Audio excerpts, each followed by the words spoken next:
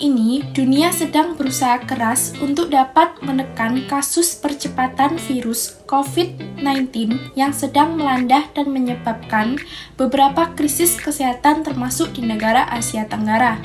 Langkah-langkah yang dapat dilakukan pemerintah di negara-negara dunia memberikan salah satu kesehatan agar mampu sejalan dengan permasalahan ekonomi yang sering menerpa dan menjadi tantangan yang sangat besar bagi seluruh dunia. Selain itu, pertumbuhan dari beberapa tahun ke belakang mengalami penurunan perekonomian ASEAN. Hal ini telah diuji karena adanya dampak terhadap sektor real, dikarenakan pandemi COVID-19 sebagaimana yang telah dicakupkan oleh kontraksi ekonomi bagi Asia Tenggara telah resmi memasuki kuartal baru dalam kuartal 2 pada tahun 2020. Negara yang meliputi oleh kuartal 2 ini adalah Singapura dan Filipina yang memiliki pertumbuhan ekonomi diperkiraan terkontraksi 2,7% di tahun 2020.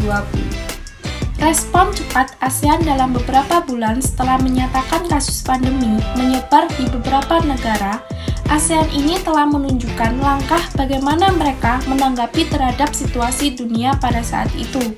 Beberapa pimpinan ASEAN menjunjung solidaritas dengan menekankan pentingnya perlindungan warga di bagian negara-negara ASEAN untuk dapat bekerja sama serta meminimalisir dengan menegaskan peranan pada sektor kesehatan dengan penanganan yang sangat baik.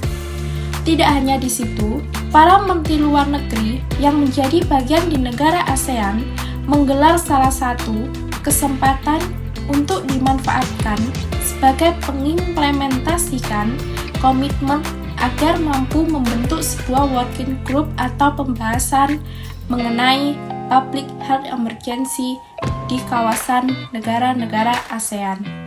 Indonesia sendiri diberi kesempatan untuk mendesak ASEAN mengadakan beberapa acara virtual pada pimpinan ASEAN agar mampu memberikan sinyal positif kepada masyarakat serta beberapa kalangan usaha atau investor untuk melakukan beberapa upaya agar mengurangi dampak negatif pada perekonomian di kawasan Asia Tenggara.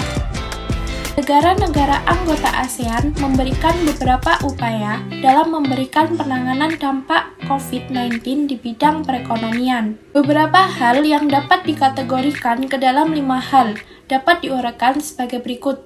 Yang pertama, insentif pajak bagi bisnis terdampak khususnya para pelaku UMKM.